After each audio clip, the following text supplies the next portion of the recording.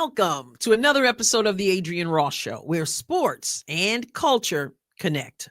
Many of you know that Aliyah Boston has partnered with WNBA legend Candace Parker in a podcast called Post Moves. I covered their episode last week, and they've put out another episode this week. And I'm going to share with you three main takeaways or three things that really jumped out at me from this week's episode. We're going to start with Aliyah Boston talking about her teammates.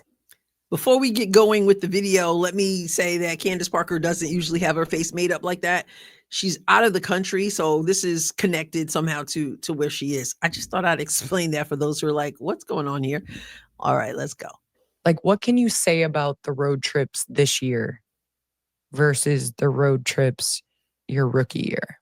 Ooh, I feel like the road trips my rookie year, I was definitely always in that hotel room. Like I went in that hotel room and I probably went to sleep.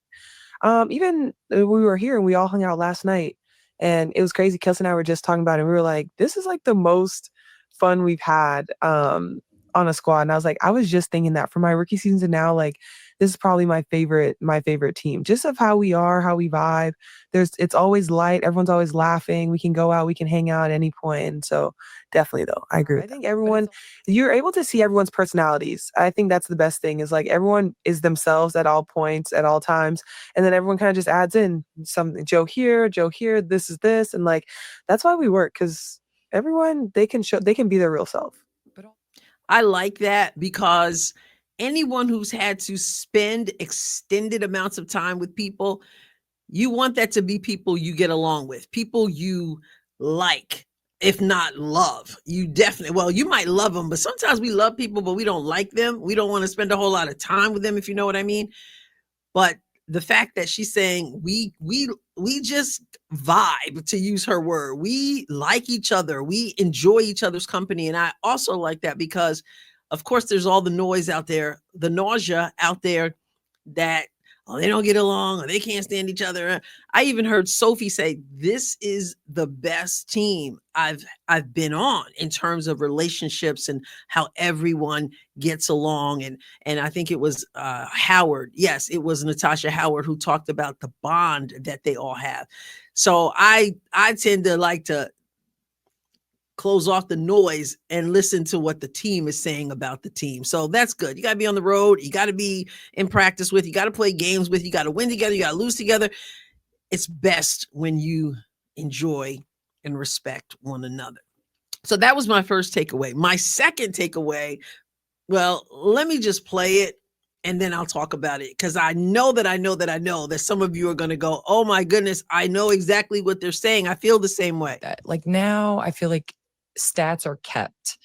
Everything is kept. Like it's literally like the longest double streak with a birthday that falls within 5 months. Let me tell you, when I see some stats like that, I'm like, people are making things up. Yeah. I'm like, people are making some of these stats. I'm like, what do you mean? Yeah. When did that become a stat? But they do. Oh my goodness. How on point is that? Candace Parker is really making a mockery out of what the stats are now. Like she said, oh, this is the first time someone had a double-double. I found it interesting that she mentioned the double-double because that really has seemed to ramp up. But this is the longest streak of double-double while you're wearing orange shoes, eating spaghetti that morning, and then going to see your grandmother after the game is over. Like for real, it really seems like just stat happy. And it's just the weirdest stuff I've never heard of before. So it's interesting to hear from someone who's been around the game for a while, done some great things in the game. And she's like, what is going on? And even Aliyah Boston, who has been balling out and was on a streak of double doubles at that time, even she's just like, what is this? Of course, players want to do well. And of course, we want players to play well. Just saying, though, it's been really interesting how the whole stat thing has exploded. But Aliyah Boston has been doing well. And she talks about how she focuses and how she approaches a game. And it's not about the stats. I mean, I just go in there. I really try to play free. Like I try not to overthink. I try to think like, okay, you need a double-double. You need a double-double. Like I let the game find me. But I think in the mindset of like that double-double. It's like rebounding, I think, has definitely been more of a priority, just getting in there a little bit more. I know we can take a lot of threes. So for me, it's not being the first one back, but just honestly just crashing, trying to see if I get us a little bit extra possessions. And I feel like it's just been working out. And then when it comes to points, I really just let the points find me. Well, This last takeaway is probably the one most of you will appreciate most. And that is the whole conversation about Caitlin Clark, the talk out there that the team is better without Caitlin Clark. Well, Candace Parker, she's won multiple championships. She's a legend in the game. What does she think? She's observing what is going on. She knows what Indiana Fever is doing. She's obviously partnering here with Aliyah Boston, and they're communicating about the games. They told us that in this video. What is she seeing with the Indiana Fever? And what does she think about Caitlin Clark and the team without Caitlin Clark? Here we go. Well, here's the thing. You guys are on a streak and you're doing such without Caitlin Clark. Let's be honest. And for those naysayers out there that are like, you're better without Caitlin. They're not. They're not better without Caitlin.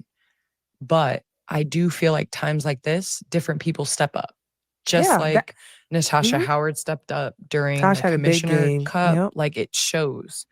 And it can be a growth opportunity for teams. So what can you say about people that have stepped up in Caitlin's absence? Mainly, I mean, Ari is... Ari is hooping. Like, I feel like we've said it so many times that Ari was like the biggest blessing for us. Her ability as a point guard, her ability to get downhill, her speed, her defensive mind. Like, Ari does everything for us. And obviously playing without C is different. But I think once again, like you said, people continue to find their ways, find their spot on the floor. And then I think when you add her back in, it's like teams can't just say, oh, we're just going to guard one person or two people or three people. It's like, no, everyone scores, and you've seen everyone be able to score in different ways, knocking down shots, getting downhill, touch shots in the paint. So I think it really just makes us scarier with the thought of like, okay, well, we're doing all of this and we have to add Caitlin back. And for those who don't know that the team recognizes that when Caitlin comes back, it's going to be next level. Just hear what Aliyah Boston just said. We're doing all this and all caps, and it's about to get scary because we're doing it without her. What's going to happen when she comes back? They're expecting to go up another level. They haven't bought into the noise that they're better without Caitlin. Let's continue because Candace Parker is going to weigh in on that scariness also. Which is actually wild because as a player that has unfortunately played on the sideline for a little bit, where you get to observe your team and see where you can add. Like Caitlin is one of those people that has a high IQ. So I know she's watching and I know she's going to come back and make you all that much better. So it honestly is scary because not only are you allowing other people to step up, but you're allowing Caitlin to then survey and realize how she can add. I said from the get-go, Indiana Fever, scary. Candace Parker makes it clear, no, you're not better without Caitlin. You're different without Caitlin. And this gives other people an opportunity to step up. Obviously, this is what you want if you're on a team. You don't want, if you're Caitlin, to have the weight of everything on your shoulders. It helps your recovery when you can say, okay, they got this. Like I said, you're the person on deck and you're saying with 2 outs to your teammate at bat, hey, save me a hit. But as a teammate, if I'm out, I want my teammates to be able to step up. If I'm the person who's playing when someone who is huge to our team is out, I want to be able to step up. And so Candace Parker's like, you're not better without her, but it's caused other people to say, I gotta pull myself up by the bootstraps and I gotta be here for my team. And of course, Ari has been huge for the team. And Candace just said right there what I said in a video a couple days ago. that when you are on the outside and you have an opportunity to watch, even though you are itching and chomping at the bit to be out there, when you're able with a high IQ already to step back to watch, it changes your perspective. It's going to make Caitlin even better, or as these ladies are saying, even scarier.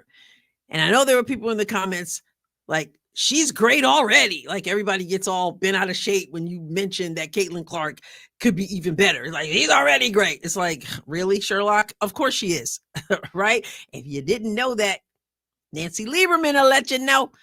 And if you don't know what I'm talking about, see the last video I put out. But yeah, she is great. She's only 2 years in, and she's constantly studying the game, practicing the game, getting better at the game when she's healthy. And now that she can't do all that, she's still observing the game, which means she's going to be even better. And I'll repeat what I said before.